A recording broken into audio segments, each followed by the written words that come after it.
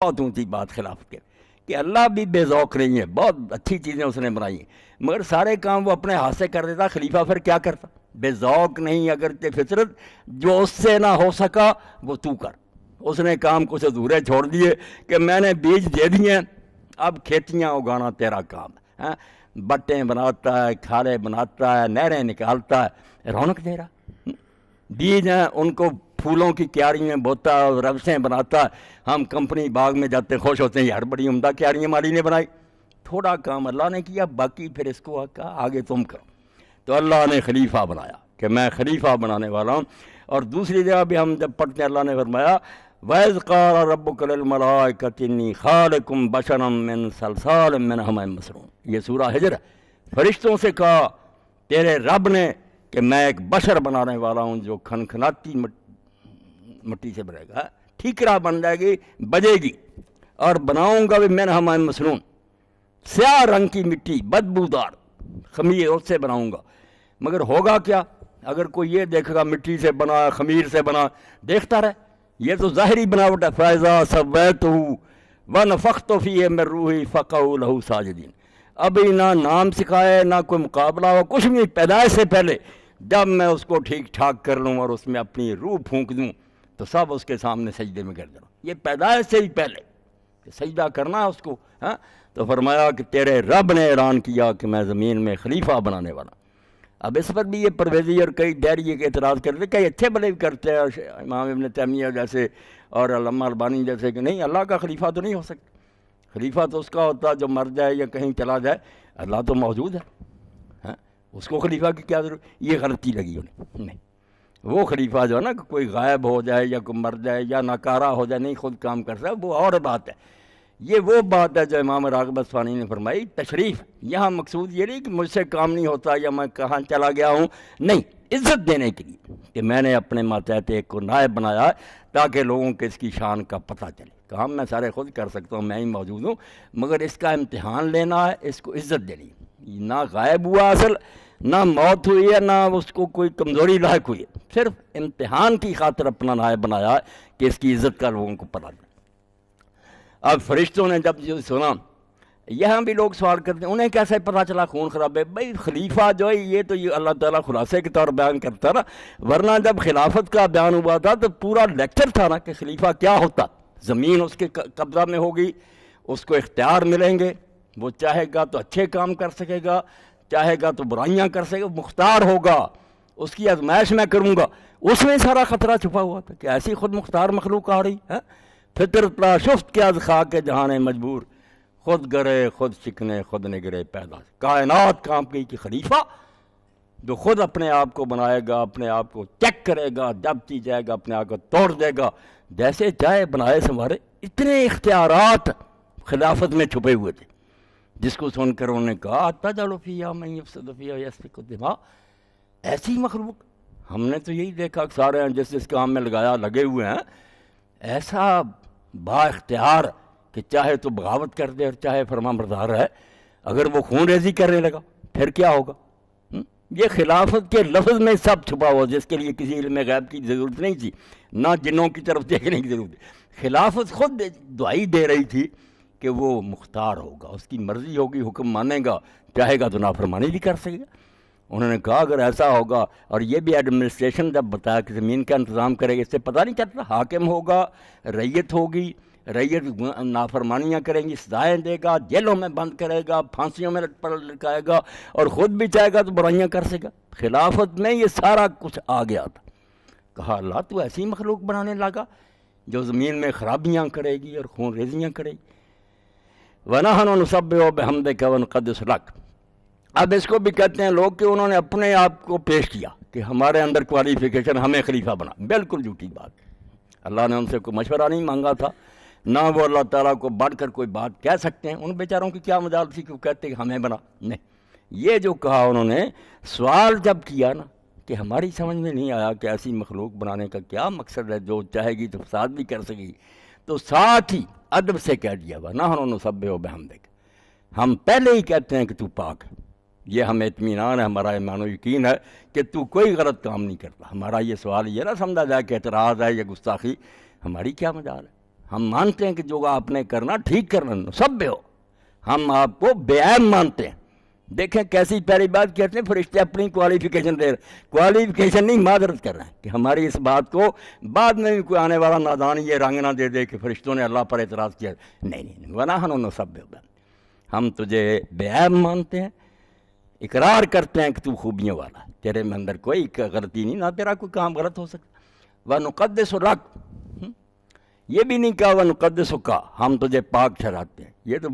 تکرار ہی ہو جاتی کہ نسبح بھی پاک مانتے ہیں، نہیں، نقدس لک، قرطبی کہتے ہیں انہوں نے کہا کہ ہم عقیدہ بھی رکھتے ہیں کہ تو پاک ہے، وہ تسبیح تھی تیری حمد کی، وَنُقَدِّسُ لَكَ، اور ہم بھی تیری کبھی نافرمانی نہیں کرتے، ہر وقت تیرے حکم کے مطابق اپنے آپ کو پاک رکھتے، تیرے لیے ہم اپنے یعنی عملاً بھی تیری اطاعت کرتے، عقیدہ بھی ہمارا یہ ہے، اور ہر وقت تیرے حکم کے فرمان تیری خاطر اپنے آپ کو پاک رکھتے، کبھی غلط کام نہیں کرتی، مگر پتہ نہیں چلا، ہمیں سمجھ نہیں آئی۔ قال انی اعلم ما لا تعلم، اللہ ناراض نہیں ہے، یہ کہتے ڈانٹ نہیں، اللہ تعالیٰ نے بالکل یہ محبت سے کہا کہ واقعی تم سچے ہو، تمہارے سامنے پوری اسکیم نہیں آئی، آدھی بات تم پھر نبی صدیق اور شہید جنہوں نے دین کا علم اٹھانا قیامت تک، وہ بندوق استعمال کرنے کے سکھانے والے کہ اختیار ہی نہیں دے رہا، اختیار کو استعمال کس طرح کرنا ہے، اس کے لیے ایک لمبا سلسلہ جو آج ہی پڑھا سے رسالت کہ یہ انتظام ہوگا، اور یہ وہ لوگ ہیں زیارت کر کے ان کی دیکھ لو، علم آدم الاسماء کلھا، یہ مقابلہ نہیں کرایا، آدم علیہ السلام کے بچوں کا تعارف کرا کے پھر فرشتوں کو بتایا کہ یہ پیدا ہونے والے، ہرایا نہیں انہیں، نہ کوئی یہ ٹیسٹ تھا، وَعَلَّمَ آدَمَ الْأَسْمَاءَ كُلَّهَا، رسول کریم علیہ السلام نے تفصیل سے بتایا کہ جب نکالا تو داؤد علیہ السلام کا چہرہ سب سے زیادہ چمکتا تھا، سب سے زیادہ روشن تھا، اللہ پاک نے وَعَلَّمَ آدَمَ الْأَسْمَاءَ كُلَّهَا،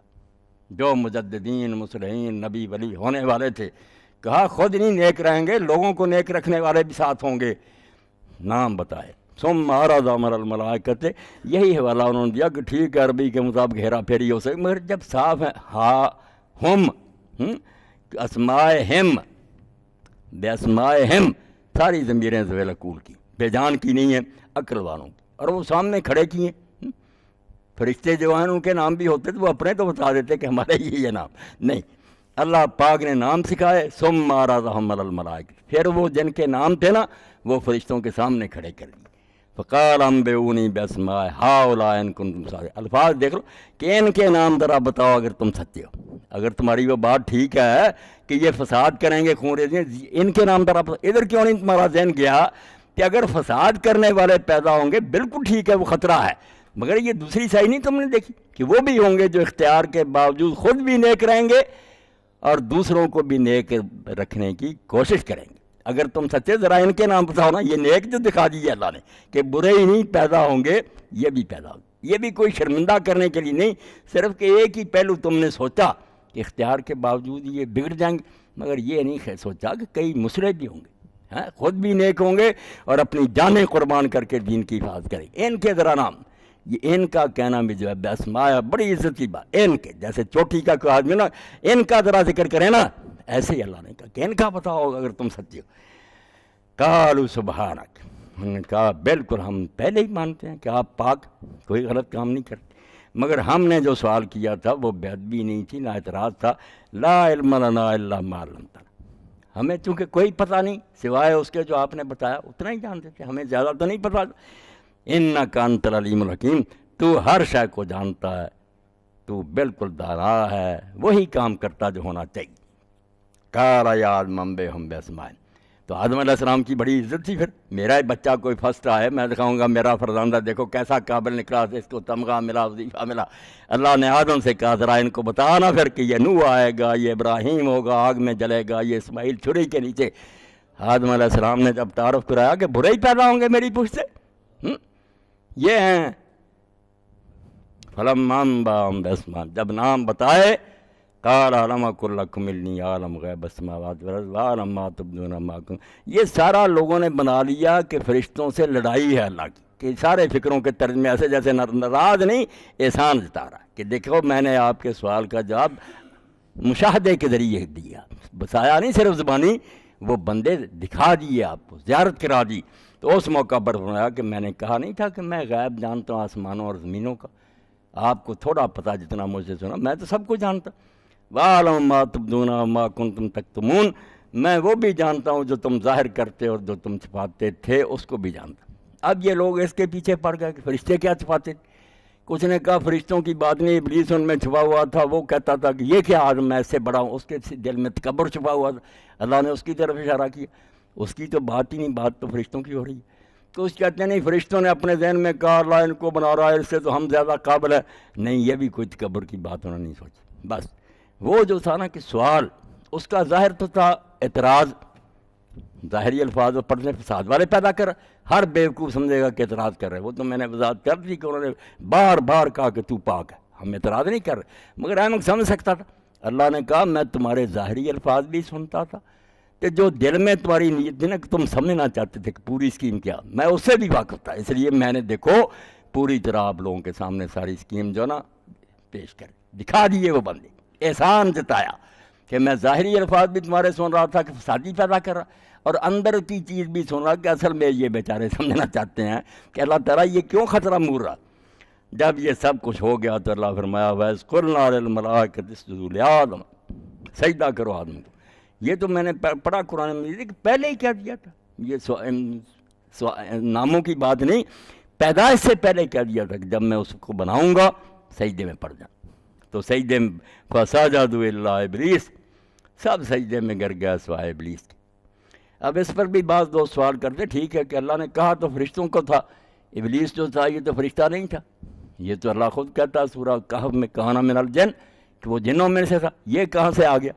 پھر ان بیچاروں نے کہا کہ جن ہوتے تھے، انہوں نے فساد کیا، اللہ نے فرشتے بھیجے، انہوں نے سب کو تباہ کر دیا، یہ بڑا نیک بچہ نظر آیا، اس کو پھر اپنے پاس لے گئے، وہاں یہ بات کرتا رہا، ان کا استاد بن گیا، اس لیے جن ہونے کے باوجود ان میں ہی رہتا تھا۔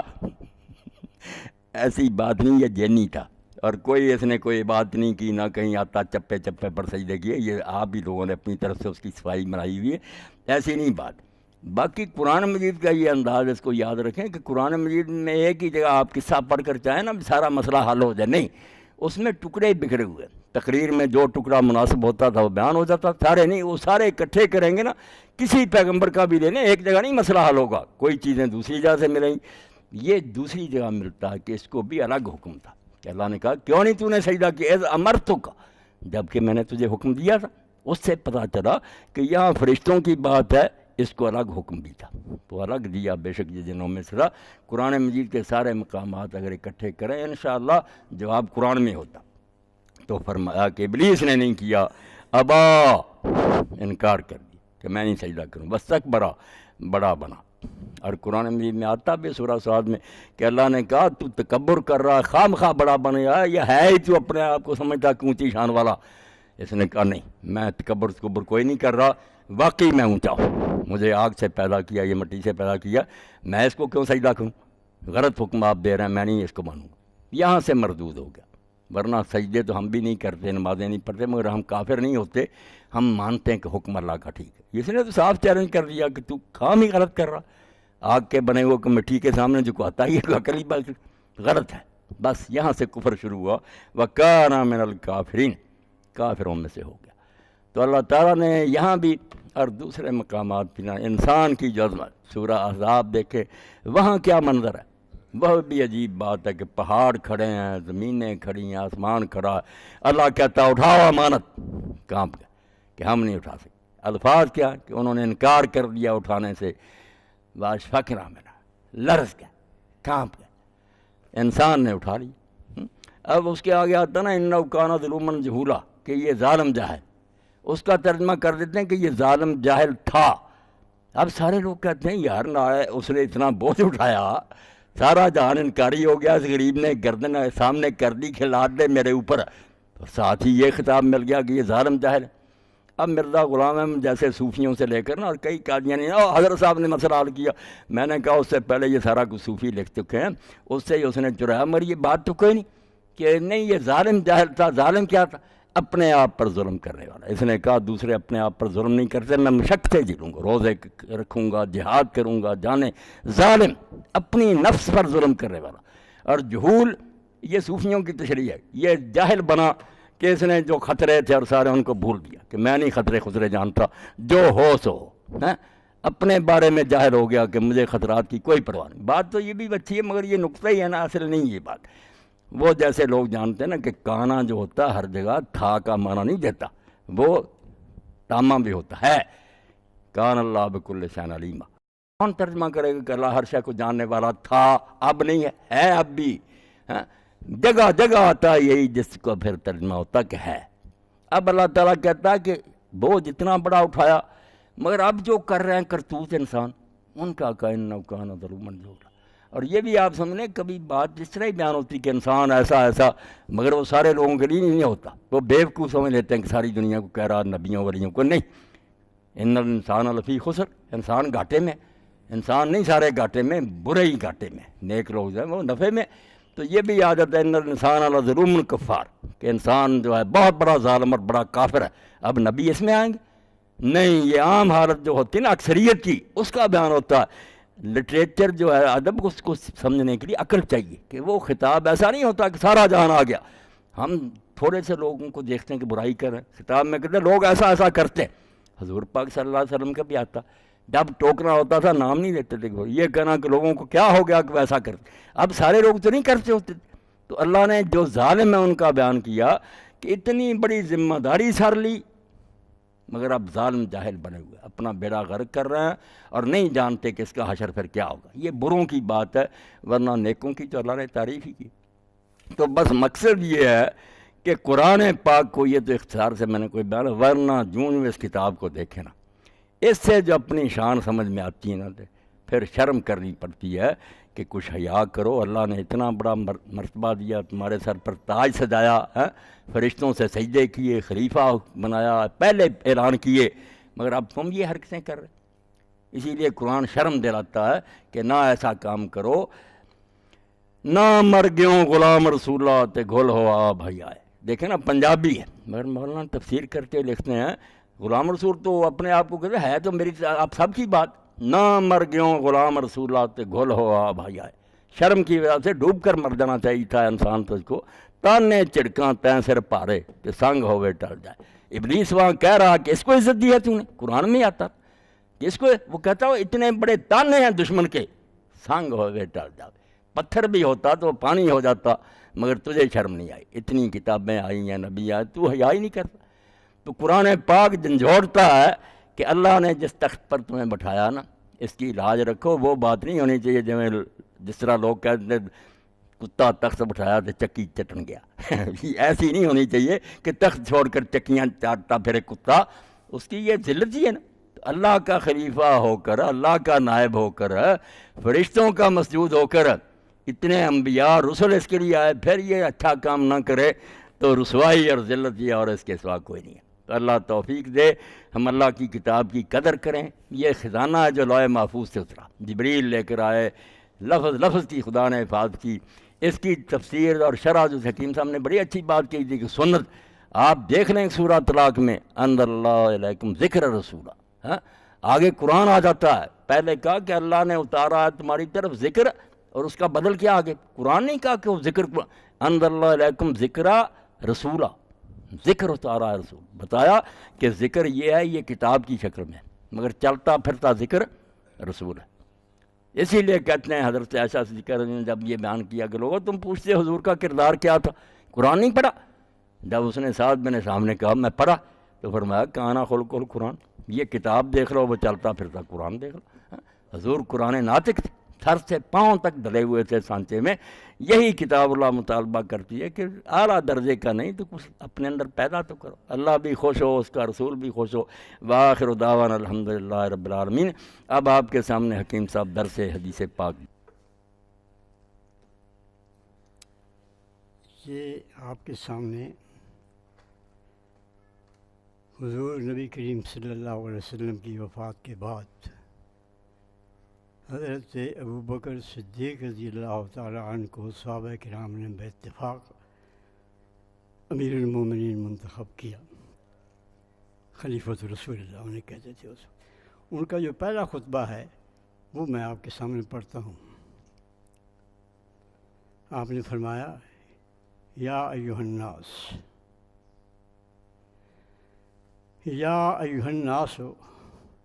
فإنی